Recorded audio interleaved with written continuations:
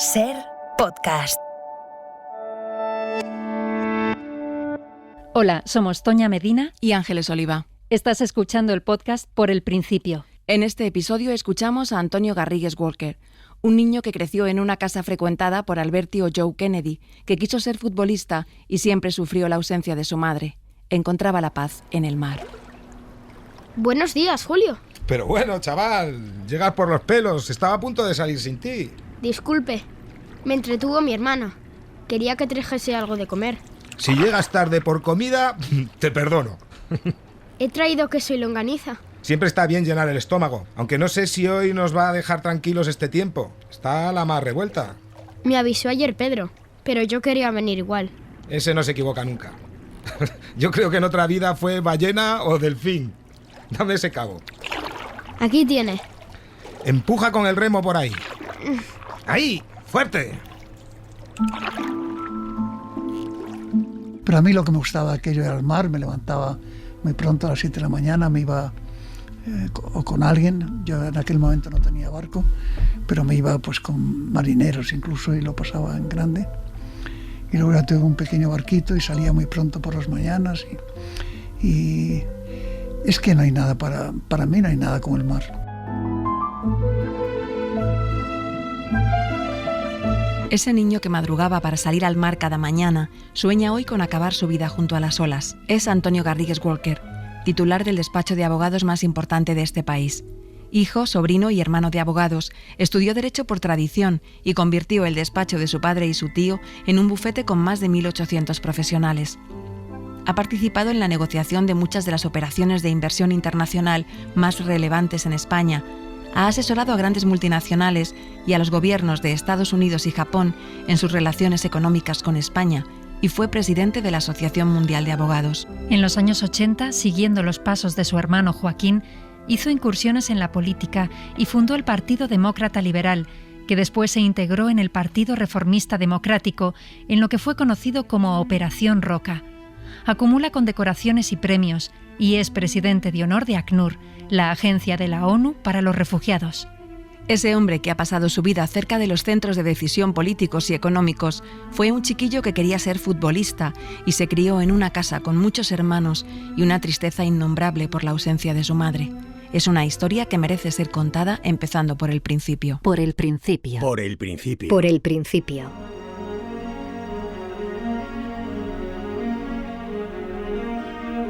Antonio Garrigues Walker nació el 30 de septiembre de 1934 en Madrid. Su madre se llamaba Helen Ann Walker, era norteamericana de Iowa, una mujer vital y decidida que rompió con su familia por amor y se vino a vivir a España para casarse con Antonio Garrigues. Cuando llegó no hablaba español, pero tenía una gran pasión por practicarlo para participar en las conversaciones con los intelectuales con los que la familia se relacionaba. Por esa razón, los hijos apenas aprendieron inglés en casa. No lo escuchaban. Helen era una mujer de belleza llamativa, con una vitalidad muy marcada por su origen estadounidense, un legado que ha dejado a sus hijos. Pues primero muy guapa, muy atractiva, muy activa, muy americana. Yo tengo la sensación inequívoca de que nos ha dejado pues una parte de su sangre americana. A mí me la ha dejado, yo la llevo en la sangre. Es decir, yo voy a Estados Unidos y me siento y entiendo el mundo americano de una manera, no digo que perfecta, pero en fin, de una manera muy natural y muy sencilla, ¿no?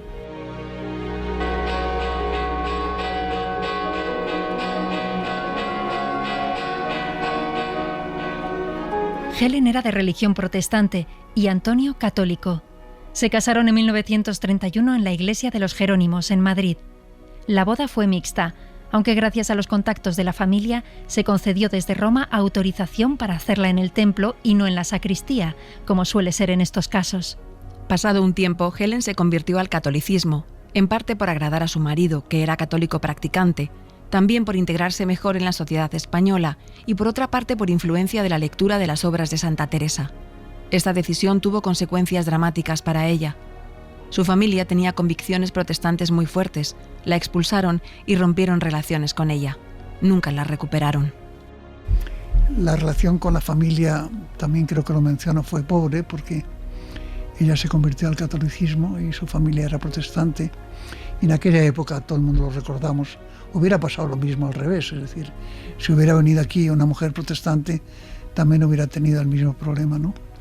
Pero en aquel entonces su conversión al catolicismo le produjo un daño tremendo con su familia.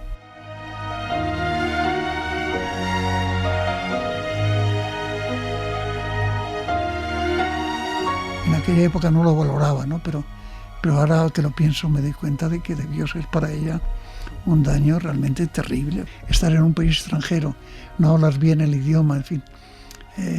Yo creo que todo eso le afectó, y yo pienso que incluso a su salud, vamos, realmente, porque hacía una serie de esfuerzos de adaptación. Es que era tremendo, realmente, es que era tremendo como situación. Y además ella estaba muy enamorada de mi padre, en fin, y tenía una relación maravillosa, ¿no?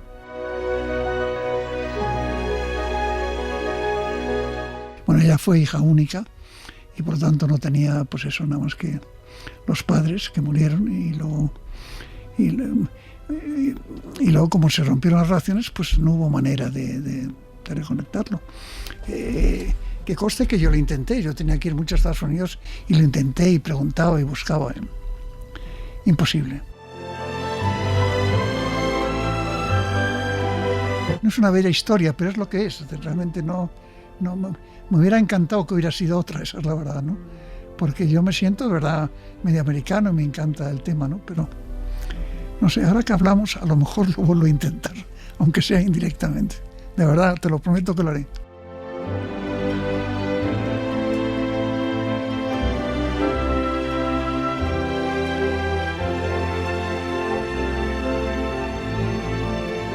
La madre de Antonio Garrigues murió en 1945, muy joven, debido a un cáncer de hígado. Un dolor inasumible llenó la casa, transformó a su padre y dejó huérfanos a los hijos, que apenas podían entender esa ausencia. Se celebraron distintos funerales en Madrid y en los lugares donde los Garrigues pasaban las vacaciones. Antonio tenía 10 años. Hoy sigue echándola de menos. La verdad es que la muerte de nuestra madre nos creó a todos un sentimiento de orfandad tremendo, realmente tremendo. Y yo creo, no sé por qué, que lo sigo manteniendo a mi edad, 86 años, ¿no? Tengo como un sentimiento de echar de menos a la madre, ¿no? Y me imagino que tiene su sentido psicológico y su sentido de interpretación sociológica, ¿no? Es decir, la ausencia de una madre genera una especie de sensibilidad y sentimiento especial a lo largo de toda tu vida.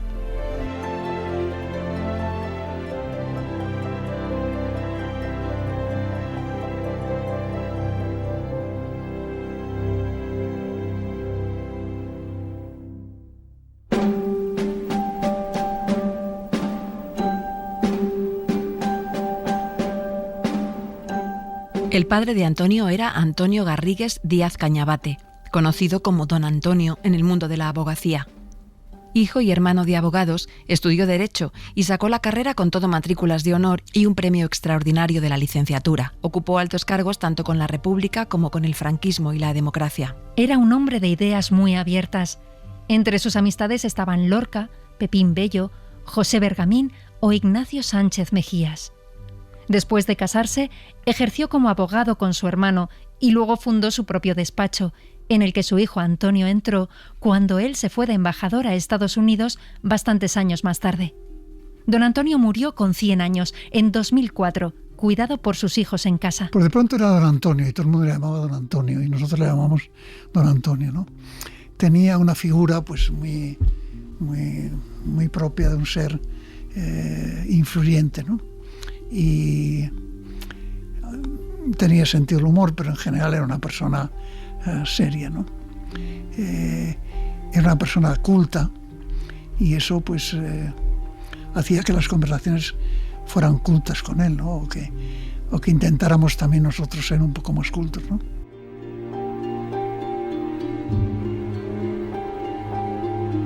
Yo lo recuerdo bien, ¿no?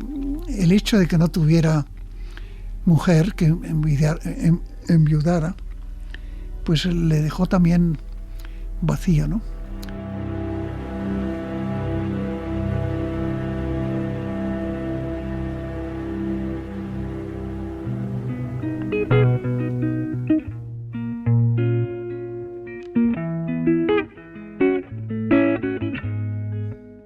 El padre y la madre de Antonio Garrigues Walker se conocieron de forma casual. Fue cuando Helen vino a España acompañando a su padre, ingeniero jefe de la empresa norteamericana de telecomunicaciones AT&T, que venía a negociar un acuerdo comercial con Telefónica. Don Antonio era ya entonces abogado de empresas españolas importantes, entre ellas Telefónica. Coincidió con Helen en esas reuniones y en los actos sociales que las acompañaban. Se enamoraron y empezaron una relación de amor apasionado. Pues se conocieron porque ella era la hija del presidente o el vicepresidente ejecutivo de AT&T, que estaba negociando con la Telefónica, ¿no? Y mi padre pues los llevaba la cuenta esa, y en uno de los viajes el presidente de AT&T vino con su hija, que era Helen Walker, mi madre. Y ahí empezó el tema, y entonces se ve que se enamoraron y pues había mucha cena social y mucho contacto social y mucho tema. Amor, quien lo probó lo sabe, ¿no? Es el misterio del amor, el misterio misteriosísimo. Porque mi padre, tan castellano, tan especial, que se enamorara de una joven americana, realmente tiene algo de extraño, ¿no? Pero está claro que fue amor, es decir, está claro que se entendieron muy bien. Querida Helen, ya han pasado 3 meses desde la última vez que nos vimos. Te echo mucho de menos. Tengo ganas de volver a verte y solo pido que el tiempo que queda antes de nuestro reencuentro pase lo más rápido posible. Y además, entre España y los Estados Unidos, la comunicación era complicada, ¿no? De modo que me imagino que seguiría así, fundamentalmente epistolar, ¿no?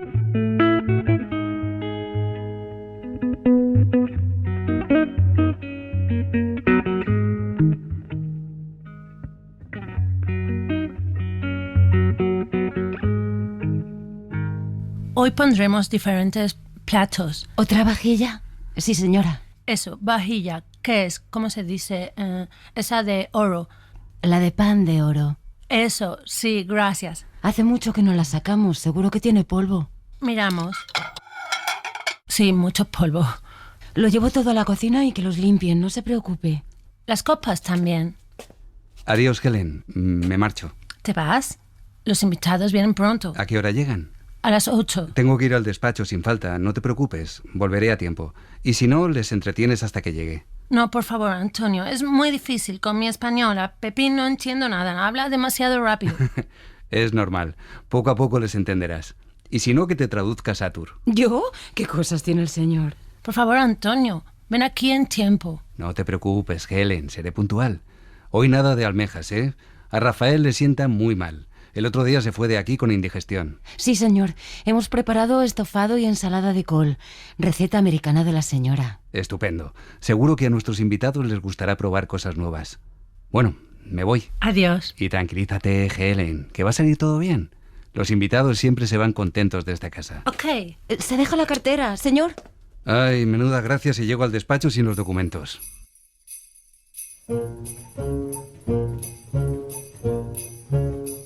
Durante la Guerra Civil, la casa de los Garrigues Walker, en la calle Castelló de Madrid, se convirtió en pensión y refugio de perseguidos.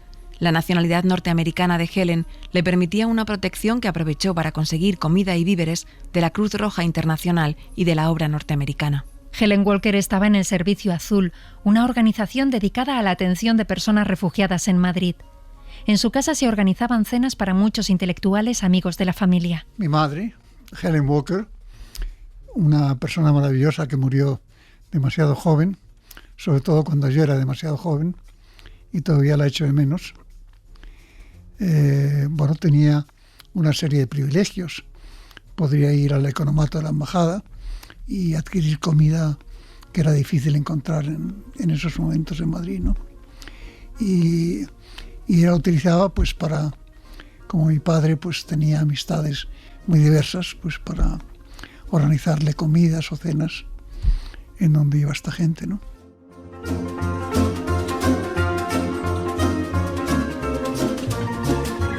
Yo siempre la recuerdo, pues eso, buscando cómo organizar bien las comidas y las cenas, ¿no?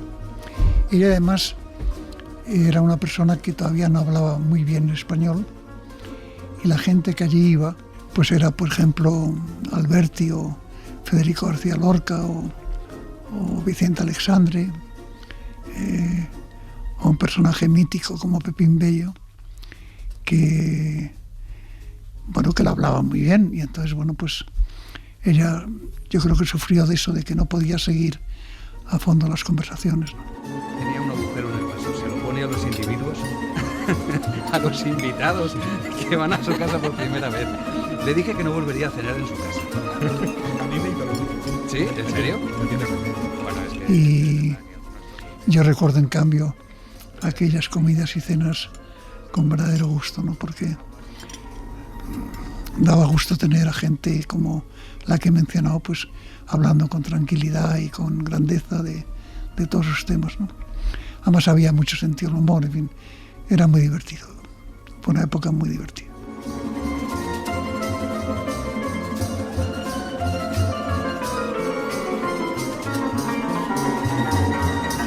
Por el principio, Antonio Garrigues Walker, Cadena SER.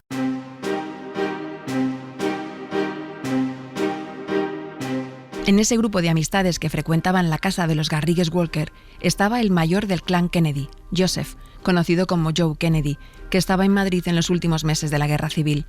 Actualmente, en la biblioteca John F. Kennedy, donde se atesoran cartas privadas y documentos personales del presidente estadounidense, hay una carta de Antonio Garrigues Díaz Cañabate en la que cuenta la aventura que vivió junto a Joe Kennedy y que recordó durante toda su vida.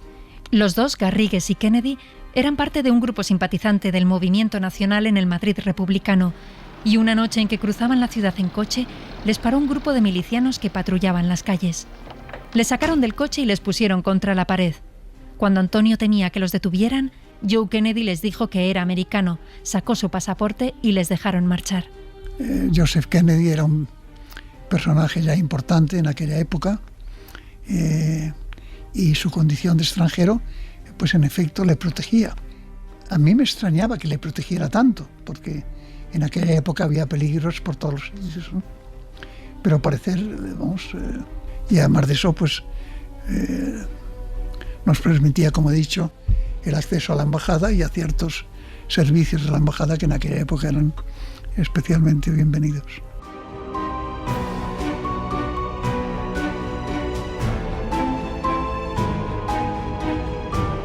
Joe Kennedy murió un tiempo después, en la Segunda Guerra Mundial. Muchos años más tarde, Antonio Garrigues Díaz Cañabate fue nombrado embajador del gobierno franquista en Estados Unidos. En la presentación de credenciales en la Casa Blanca, el presidente Kennedy le dijo que su hermano le había hablado muchas veces de sus visitas a Madrid. Entonces Garrigues le contó la aventura que vivieron aquella noche juntos. Desde ese momento se creó una amistad estrecha entre las dos familias. Antonio Garrigues era invitado habitual en reuniones privadas de los Kennedy y entraba en la Casa Blanca con una familiaridad inusual. Y de ahí nace la buena relación de mi padre con los Kennedy, ¿no? A pesar de que el factor principal de esa buena relación fue una familia polaca, los Potocki, una gente maravillosa, que tenían, por una serie de razones, una magnífica relación con la Casa Blanca, ¿no? Y cuando mi padre fue nombrado embajador, pues, le recomendaron muy especialmente, ¿no? Y mi padre llegó a crear con los Kennedy, pues, una relación casi familiar, realmente casi familiar. Él podía en cualquier momento ir a la Casa Blanca, entrar, si le interesaba alguna cosa, en fin, fue una amistad muy, muy buena, realmente muy, muy positiva.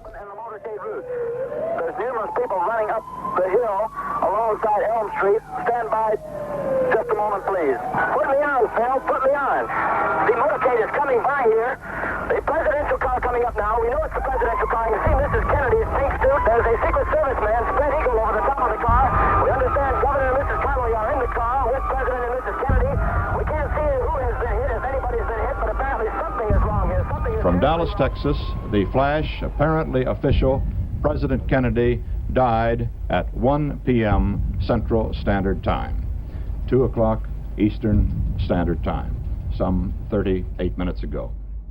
El presidente John Fitzgerald Kennedy fue asesinado en Dallas el 22 de noviembre de 1963, mientras circulaba con su mujer Jackie en la limusina presidencial. El Lincoln negro se deslizaba, muy despacio y totalmente descapotado, en un día de sol entre miles de personas agolpadas para verles pasar. Saludaban sonrientes, acompañados en el coche por el gobernador de Texas y su mujer. A las 12:30, 2 disparos alcanzaron al presidente. Uno de ellos en la cabeza, necesariamente mortal. Jackie, horrorizada, gritaba: «Mi marido está muerto, tengo su cerebro en mis manos», mientras intentaba salir del coche, trepando por la parte de atrás, hasta que un agente del servicio secreto se encaramó al coche y evitó que ella saliera. Una carrera frenética al hospital, con su mujer sujetándole la cabeza, no evitó la muerte. Kennedy tenía medio cerebro fuera del cráneo cuando llegó a urgencias. La escena de su asesinato fue filmada por distintas cámaras de asistentes al desfile. En menos de una hora se detuvo a Lee Harvey Oswald, al que se condenó como único asesino por haber disparado 3 balas con un rifle desde un edificio en el que trabajaba. Oswald murió tan solo 2 días después, tiroteado mientras la policía le trasladaba a la cárcel del condado, con las cámaras retransmitiendo en directo por televisión. Su asesino, Jack Ruby, dueño de un local nocturno y relacionado con la mafia, dijo que lo había hecho para ahorrar el mal trago de un juicio a la viuda Jackie Kennedy. Enseguida se dispararon distintas teorías de una conspiración más o menos rocambolescas que apuntaban a las relaciones con Cuba o a la mafia. El Watergate sacó a la luz una filmación en Super 8 del asesinato y después de 4 años de investigación, la conclusión en 1979 fue que hubo 4 disparos, no 3, y un segundo tirador, y por tanto una posible conspiración. La versión de Oswald como único autor está cada vez más agotada, pero no se ha detenido a nadie más por un asesinato que hoy puede verse en YouTube y que Oliver Stone contó en su película JFK, un caso abierto, de 1991. En ella, el personaje que interpreta Kevin Costner mantiene que lo que sucedió en Dallas fue una especie de golpe de Estado. Fue tremendo para todo el mundo, realmente. Aquel asesinato realmente marcó un entonces y un después, ¿no? Y además fue una cosa tan dramática, fue una cosa tan espectacular, tan cinematográfica realmente, que causó un impacto tremendo, ¿no? Y además eso llevó a la idea de que a los Kennedy les perseguía el drama, ¿no? Y a su hermano también tuvo problemas en África. Y, en fin, fue una cosa realmente tremenda. Yo creo que eso, en la época nuestra, no hay nadie que no se acuerde del momento del tiro. Mi padre no era una persona también de mucho hablar, en fin, sabía que eso era un tema y nos lo contó y lo comentamos como se comenta otras cosas, ¿no? Pero eso fue así. Lo vivió pues con drama, como es lógico.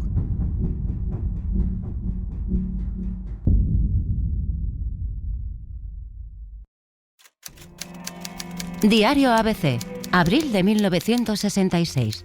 Jacqueline Kennedy, a través del embajador norteamericano en Madrid, desmiente los rumores de un supuesto compromiso matrimonial con don Antonio Garrigues. La viuda del presidente asesinado ha visitado la Feria de Abril invitada por los duques de Alba, en compañía del diplomático español, lo que ha desatado los rumores de un posible noviazgo. Tras ser preguntado a este respecto, Antonio Garrigues ha declarado: Somos buenos amigos, eso es todo.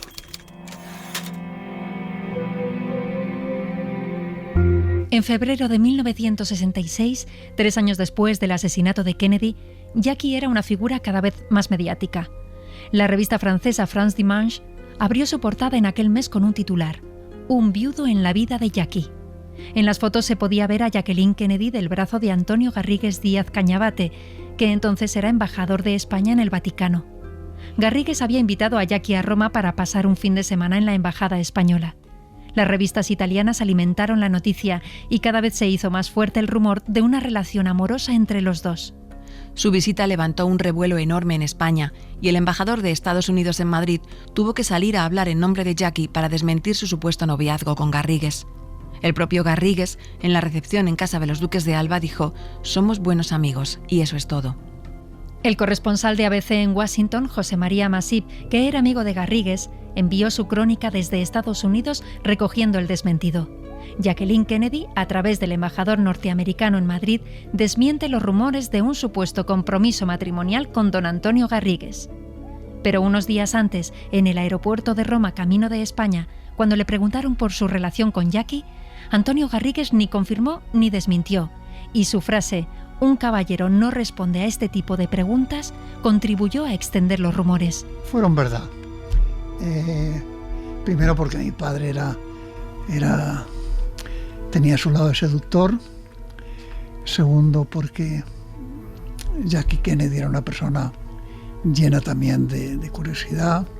La trajo a España, la llevó a Sevilla, un viaje que causó mucho revuelo.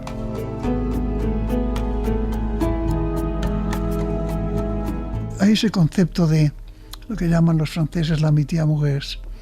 Era una amistad amorosa, es decir, quizá no era amor, pero era una amistad amorosa. En fin, se gustaban, le gustaba su relación, en fin. Y por lo tanto, pues eso fue así. Nosotros lo mirábamos muy desde fuera, muy desde fuera. Y por descontado que no teníamos ni capacidad de juicio ni capacidad de crítica. Meterse en ese terreno era un terreno sembrado de bombas y por lo tanto no había que meterse.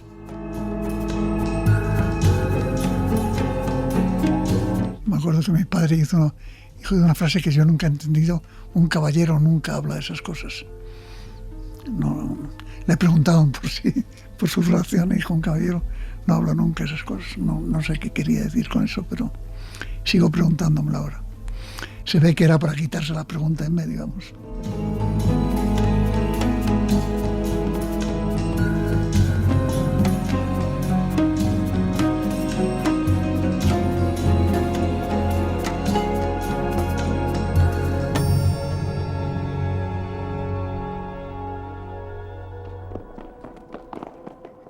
Antonio, no podéis jugar al fútbol en el pasillo. Joaquín dice que sí podemos. Que diga lo que quiera, son órdenes de padre. Pero padre no está en casa, así que manda a Joaquín. ¿Ah, sí? Pues dile a Joaquín que cuando vuelva padre le contaré que habéis estado jugando al fútbol y que no me habéis hecho ni caso. Díselo tú, a mí no me metas en líos. Además, hoy os tengo que dar la paga, así que ya os podéis portar como Dios manda. Mírala, si habla como padre y todo. Antonio, que el que te quedas sin paga eres tú. Luego no me vengas rogando. ¡Me he hecho daño! Tranquila, pequeña. Enséñame dónde. Aquí en la rodilla. Me he caído en el pasillo. ¿Tienes sangre? No, es solo un rasguño. Vamos al grifo y lo lavamos. ¿Va a doler? No, no duele nada, ya verás. Isabel, luego venga por mi paga. Ya veremos.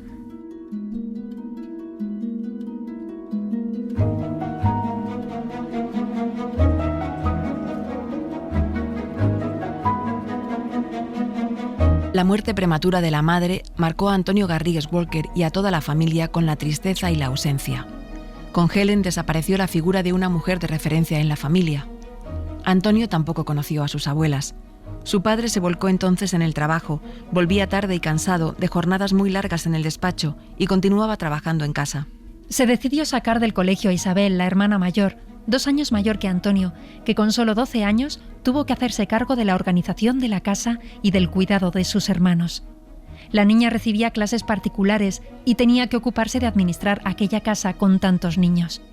Se encargaba de todo tipo de tareas, desde repartir la paga de sus hermanos, cuidar sus juegos para que no molestaran al padre o dar permiso a los varones para que pudieran llegar más tarde. Ahora empezamos a tener el sentimiento de verdadera gratitud, ¿no? Porque en aquel entonces, pues yo creo que nos comportamos incluso mal, vamos a decir, porque no aceptábamos su tutela ni aceptábamos su autoridad, ¿no? No digo que la ofendiéramos ni que la insultáramos, pero yo creo que no aceptábamos su papel, ¿no? Y ella en cambio hizo todo tipo de esfuerzos para que eso fuera así, ¿no?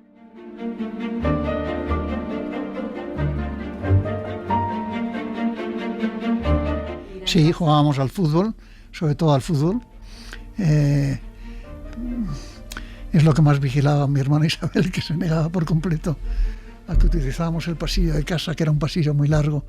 Era un campo de fútbol perfecto, realmente absolutamente perfecto, y eso le ponía eso. Pero jugábamos mucho al fútbol y nos peleábamos de vez en cuando, pero la verdad es que tampoco tengo un recuerdo de mucho.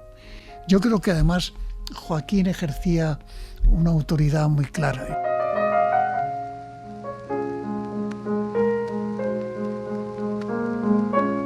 Joaquín era el segundo hijo de la familia, después de Isabel, y justo un año mayor que Antonio. Los dos nacieron el mismo día, con un año de diferencia. Celebraban el cumpleaños juntos y eran muy distintos. Ambos jugaban al hockey sobre patines.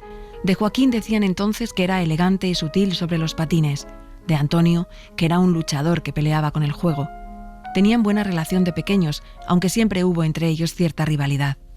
Las diferencias de carácter se acentuaron con los años y los dos competían por sobresalir ante un padre con un peso y una presencia tan fuertes.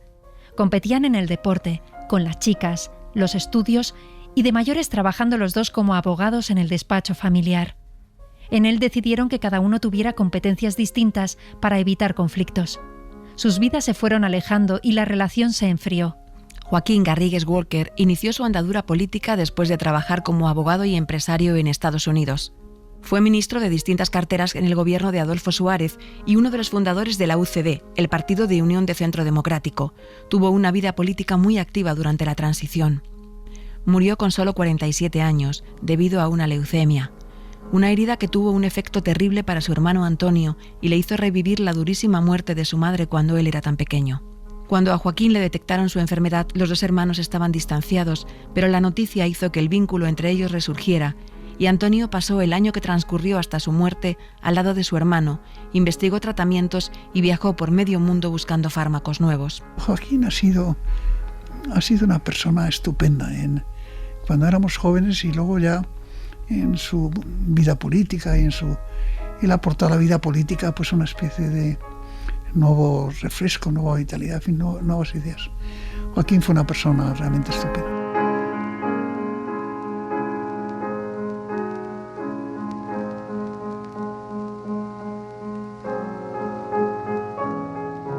Por el principio, Antonio Garrigues Walker, Cadena SER. La casa familiar de los Garrigues Walker estaba en la calle Alcalá Galiano número 8, al lado de la zona de Colón, donde empieza el Paseo de la Castellana. Como en tantos barrios de grandes ciudades entonces, los niños y niñas jugaban en la calle. Se jugaba en la calle porque no había coches. Y cuando venía un coche, pues se le dejaba pasar con toda tranquilidad y seguíamos jugando al fútbol. Yo en la calle de Hermosilla hemos hecho porterías, pero vamos, maravillosas, y que siempre era la ropa, fundamentalmente. La portería era la ropa, porque no teníamos, como es lógico, otra cosa, ¿no? Ahí dejábamos los jerseys o los zapatos o lo que sea. Y hemos jugado mucho. Eso no es como si hubiera un partido en la Castellana. Es imposible, ¿no?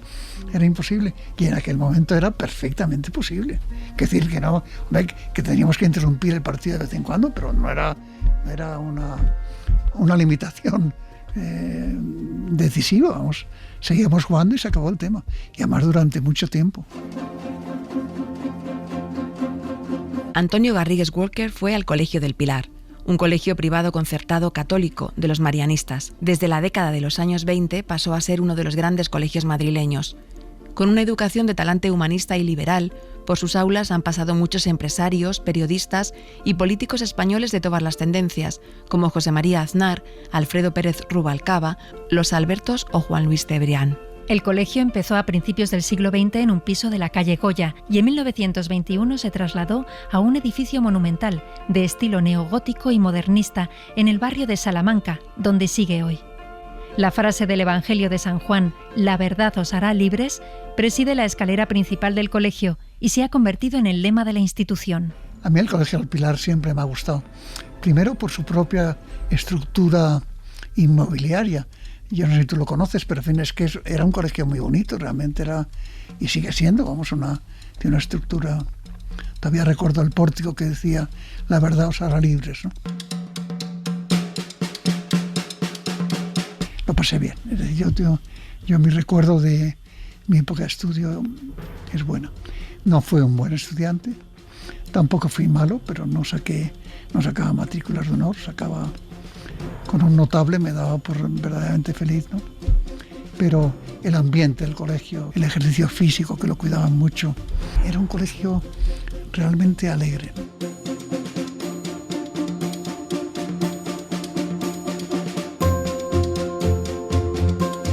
Antonio Garrigues Walker coincidió en las clases con Luis María Ansón, político y periodista que dirigió el ABC, fundó el periódico La Razón y el periódico digital El Imparcial. En El Pilar, Ansón hacía la revista del colegio. Fue él quien escribió en esa revista quién meterá los goles del equipo cuando Garrigues se vaya. Antonio Garrigues no estaba muy motivado por los estudios, pero sí por el deporte. Lo que más le gustaba era el fútbol y también el hockey sobre patines. De ahí viene también la amistad con los Ansón, porque yo era amigo de Luis María, pero también de Rafael y de Paco Ansón.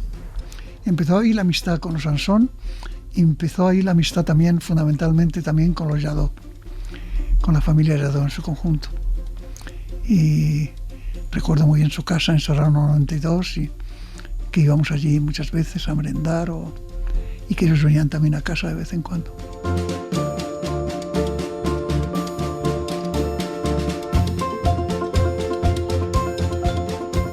Padre. Un momento. Tengo que contarle una cosa. Dime, Antonio. Me han fichado del Atlético. ¿Cómo? Un entrenador del Atlético me ha visto en el partido y me han llevado a hacer una prueba en el Metropolitano. Me han dicho que vaya el jueves a firmar un contrato. Yo les he dicho que estoy estudiando, pero me han dicho que todavía no es para el primer equipo, que puedo seguir estudiando tranquilamente y me van a pagar. ¿Y eso que llevas ahí qué es? Es un chándal y la equipación. Antonio, hijo mío, coge eso, devuélvelo y luego hablamos. Pero padre, si voy a poder... Ya tendrás tiempo de practicar fútbol, pero ahora tienes que estudiar. Sí, padre. Tengo que seguir trabajando, luego hablamos. Antonio jugaba al fútbol en el equipo del Colegio del Pilar. Uno de los días de partido, el equipo remontó un 0-2 adverso gracias a 2 goles de Antonio. Después del partido, todos le felicitaron y camino al vestuario, un hombre que había visto el partido se le acercó, le dio la enhorabuena y le dijo que jugaba muy bien. Era uno de los entrenadores del Athletic y se encargaba de buscar nuevos jugadores para el equipo. Llevaba varias semanas observando jugar a Antonio y le propuso hacer una prueba para el club en el Estadio Metropolitano. Antonio aceptó y las pruebas fueron un éxito. Le dieron unas botas reglamentarias, una equipación con el escudo nuevo que el equipo había estrenado hacía poco y un chándal. Le ofrecieron firmar un contrato para jugar en el Athletic, pero al volver a casa, su padre frenó ese sueño en seco. Eso fue maravilloso realmente. Les gustó cómo jugaba al fútbol. Fueron un partido estudiantil, yo representaba al colegio, ¿no? Y me dijeron que les había gustado, que si quisiera hacer una prueba. Le dije que sí, que encantado. Hice la prueba, les gustó la prueba, me dieron en efecto, y dijeron pues estupendo, quedas contratado. Firmé un contrato y me dieron pues el equipaje, ¿no? Y eso sí que era importante para un chico joven, que te dieran las botas y la camiseta y los pantalones y los calcetines, era importante, ¿no?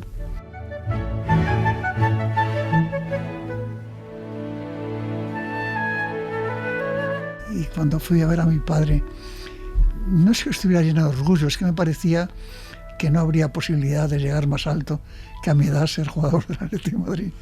Y mi padre me dijo, coge todo eso y devuélvelo, tú tienes que estudiar. Y yo creo que desde ahí tuve un cierto complejo de Edipo con mi padre, bastante serio, y no solo perdonaré. Y la cantidad de veces que he pensado en lo que se llama el futurible, es decir, el que hubiera pasado, sí. Todos hemos tenido, seguro que tú en la vida, lo mismo.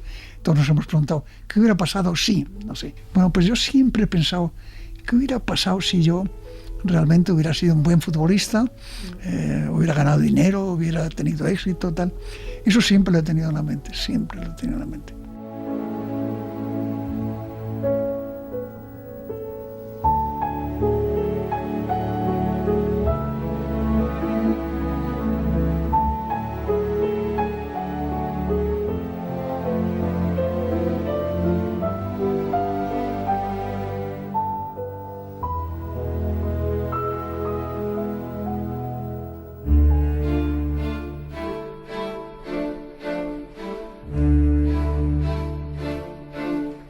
El abuelo de Antonio era Joaquín Garrigues Martínez. Era de Totana, un pueblo de Murcia, de una familia terrateniente venida a menos.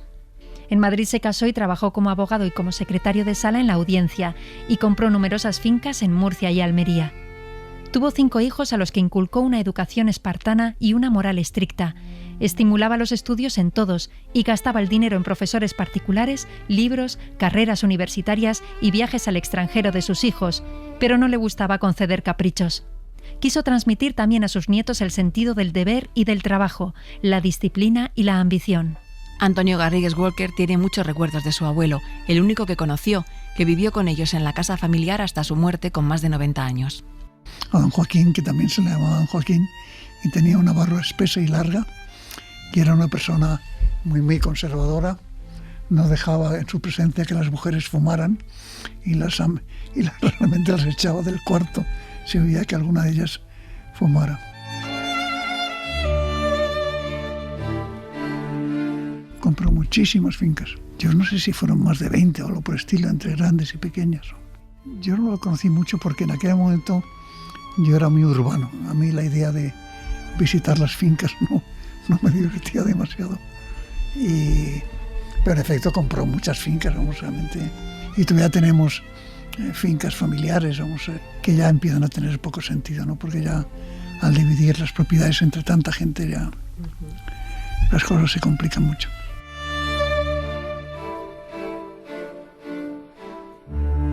Bueno, mi abuelo era, desde luego, menos culto que mi padre, eso por sentado. Mi abuelo era, digamos, más estricto en temas de costumbre, no sé, pues eso, lo que te he explicado de fumar o de lo que sea, no sé. Me acuerdo que también le parecía muy mal que en los bailes, ¿no? Que mi madre bailara cuando había un baile o lo que sea, no sé. Pero insisto, es imposible juzgar aquella época con criterios actuales. Yo creo que era lo que se hacía entonces, es decir, había una mentalidad especial, ¿no? Empezando por el tema de la mujer, es que claro, no nos damos cuenta de cómo, yo siempre digo, cómo es que la mujer española ha aguantado tantos años de machismo. Si hay que ver la cantidad de años de machismo que ha aguantado la mujer, pero es que cuando yo era joven, es que la mujer no tenía el más mínimo derecho a nada, solamente a nada, no podía ni firmar, ni contratar, ni viajar, ni nada, realmente nada.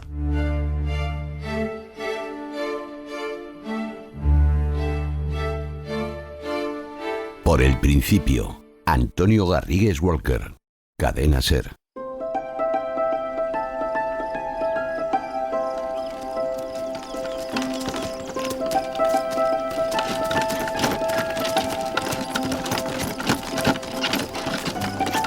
La Barraca fue un grupo de teatro universitario ambulante con vocación popular dirigido por Federico García Lorca y Eduardo Ugarte desde los inicios de la Segunda República. Su objetivo era llevar el teatro clásico español a zonas del país con poca actividad cultural. Junto al Teatro del Pueblo, dirigido por Alejandro Casona, formaban parte del proyecto de las misiones pedagógicas. Para conseguir financiación fue fundamental el apoyo del ministro de Instrucción Pública, Fernando de los Ríos, amigo de Lorca. Lorca y Ugarte reclutaron a estudiantes de filosofía y arquitectura y a pintores y artistas de vanguardia, porque la escenografía y la obra gráfica eran muy importantes. Los castings y ensayos se hicieron entre la residencia de estudiantes y la Universidad Central. Actores y actrices, además de actuar, hacían todos los oficios de la escena, desde el tramoyismo a la carga y descarga. El espíritu del grupo era gregario, sin primeras figuras. Todos llevaban un uniforme de mono azul, con falda para las mujeres, y no se decía a la prensa los nombres de los actores. El espectáculo era gratis y nadie cobraba. Y así, subidos a una camioneta llamada La Bella Aurelia, viajaba el siglo de oro español por carreteras y caminos difíciles hasta llegar a los pueblos más pequeños. La presentación oficial de La Barraca fue en octubre de 1932 en la Universidad Central de Madrid, con La vida es sueño, de Calderón de la Barca, y a ella asistió el presidente del gobierno y otras personalidades políticas. El trabajo que La Barraca desarrolló durante 4 años fue criticado como instrumento de propaganda del gobierno de la Segunda República y sufrió sabotajes organizados por grupos universitarios de ultraderecha. Sin embargo, La Barraca tuvo una gran repercusión en la opinión pública internacional. Representaron 13 obras de teatro en 74 localidades, la última de ellas en la primavera de 1936 en el Ateneo de Madrid. Tras el golpe de Estado, el asesinato de Lorca y el comienzo de la guerra, el proyecto se paralizó. En el 37 se intentó que Miguel Hernández y Manuel Altolaguirre lo reorganizaran, pero ya no fue posible.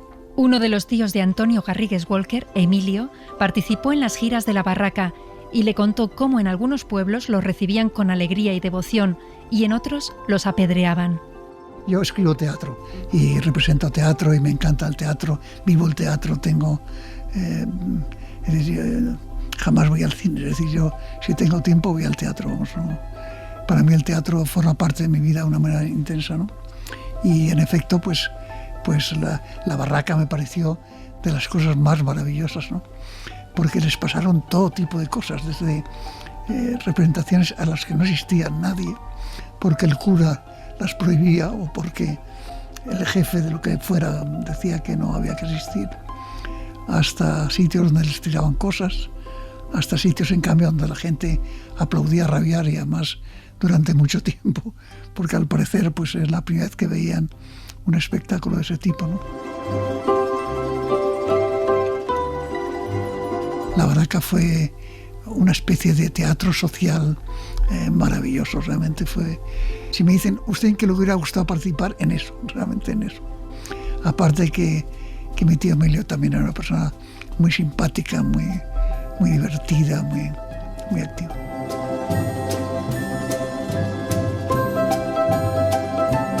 Era una cosa muy bonita y una cosa muy nueva además.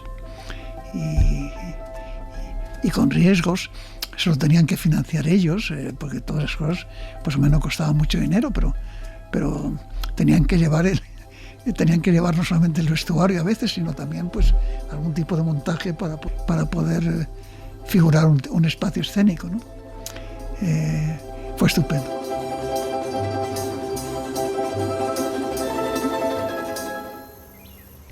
Antonio, dice Isabel que vayas a la casa. María, he cogido el saltamontes. A ver. No puedo enseñártelo. Si abro la mano se escapa. Necesito un sitio para meterlo. Tenemos que hacerlo en una casita. Mira, ahí donde los troncos hay una lata. ¡Qué buena idea! Rápido, cógela. Antonio, ¿no te ha dado el recado María? Necesito que vengas para ayudarme a mover la mesa de mi habitación. Yo no puedo sola. Sí, pero ahora no puedo. Espérate un poco. He cazado un saltamontes. Lo vamos a meter en la lata. Esa lata está muy vieja. Cuidado, que os podéis cortar y está oxidada. Espera, que voy a por un tarro de la cocina. Te esperamos aquí. Tienes razón, Isabel. Deja la lata que te puedes cortar. Pero yo quiero ver el saltamontes. Mira entre los dedos a ver si lo ves. A ver, abre un poco más. ¡Ay, no! ¡Se ha escapado! ¡Corre, cógelo! ¿Qué ha pasado? Se ha escapado el saltamontes. ¡Lo he atrapado! ¡Rápido, trae el bote! ¡Hala, qué grande es! ¿Ves esas patas tan largas? Por eso salta tanto. Ven a ayudarme con la mesa, Antonio. Luego vuelves. Toma, María. Guarda el saltamontes, que no se escape, ¿eh? Se lo voy a enseñar a Joaquín. La familia Garrigues veraneaba en las fincas que el abuelo don Joaquín tenía en Almería, al principio en Pulpí y después en una finca entre Mojácar y Garrucha. Después de un viaje de más de 10 horas en un viejo vagón de tren de posguerra, la familia llegaba cargada de maletas a la finca de la Marina de la Torre. La zona era un puerto pesquero tradicional que con los años se transformó en una zona de turismo de costa. El Palacio de la Marina de la Torre fue levantado por el Marqués de Chávarri en 1907. Estaba rodeado de palmeras y tenía un estilo de palacio oriental, con aleros salientes y cúpulas recubiertas de escamas, con almenas en relieve. Los Chávarri eran una familia vizcaína de la burguesía rica y refinada, que querían una arquitectura que fuera espejo de su poder. El palacete era un símbolo de lujo y glamour, en el que celebraban fiestas con invitados de alta alcurnia, música y juegos de ruleta y bacarrá. El palacio era parte de una inmensa finca agroindustrial que con la crisis de la minería y el paso del tiempo fue abandonada, hasta que el abuelo de Antonio, Joaquín Garrigues, compró la finca en 1942. Años más tarde fue vendida a distintos inversores locales y empresas hasta que llegó a una inmobiliaria en 2002 que lo reformó y lo hizo parte de un complejo hotelero. Era un palacio que había hecho su antiguo propietario, un vasco, que tenía de todo. Era una casa enorme, ahí sí que cabíamos todos y sobrábamos realmente. Tenía incluso 2 especies de mamparas de cristal donde se decía que había tenido pájaros extraños. Era obra de un millonario un poco especial, ¿no? Y excéntrico, ¿no? Y era una casa realmente importantísima. En el palacio hubo un incendio terrible en 1948, cuando Antonio Garrigues Walker tenía 14 años. Todo el pueblo de Garrucha acudió a ayudar. Se formó una cadena humana hasta las balsas de agua, pasando cubas de mano en mano, y así consiguieron salvar la mayor parte del palacio. Yo recuerdo el susto. Es decir, recuerdo que se nos bajó de la cama y lo vimos desde fuera, ¿no? Y me acuerdo siempre que una persona que nos ayudaba domésticamente decía, pues peor que el fuego es la inundación. Y ese comentario en aquellos momentos, primero cierto y segundo que no entendía a qué venía, ¿no? Pero no sé por qué se me quedó grabada esa idea. Como nos pasa todo, que hay cosas que se te quedan grabadas que no tienen importancia, en cambio cosas importantísimas vas y las olvidas, ¿no?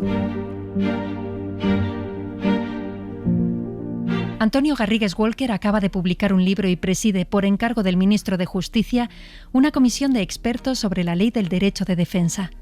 Este hombre, que ha escrito más de 40 obras de teatro, ha superado un cáncer y el coronavirus, es un optimista militante que no está dispuesto a jubilarse. Si un día se retira, quiere vivir en el lugar donde más feliz ha sido desde niño, al lado del mar. Tengo la edad que tengo, pero aunque pienso seguir trabajando hasta que no pueda más, mi idea es que si un día puedo disponer de tiempo, pues me iré a un sitio cerca del mar y viviré el mar de una manera intensa, ¿no? Y sé que ahí seré feliz.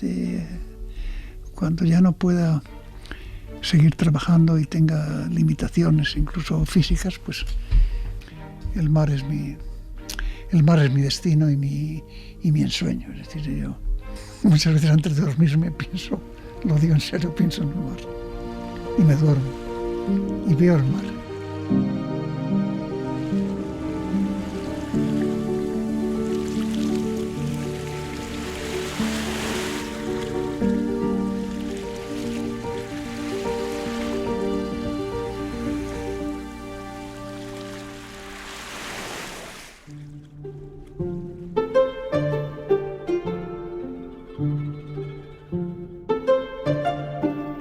Por el principio, Antonio Garrigues Walker.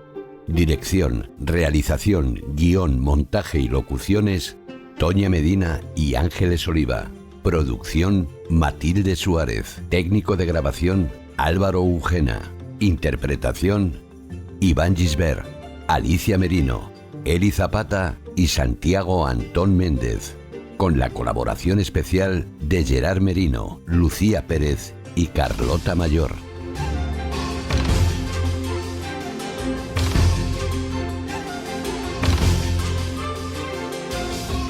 Suscríbete a Por el Principio. Todos los episodios y contenidos adicionales en la app de Cadena SER y en nuestros canales de Apple Podcast, Spotify, iVoox, Google Podcast y YouTube. Cadena SER. La radio.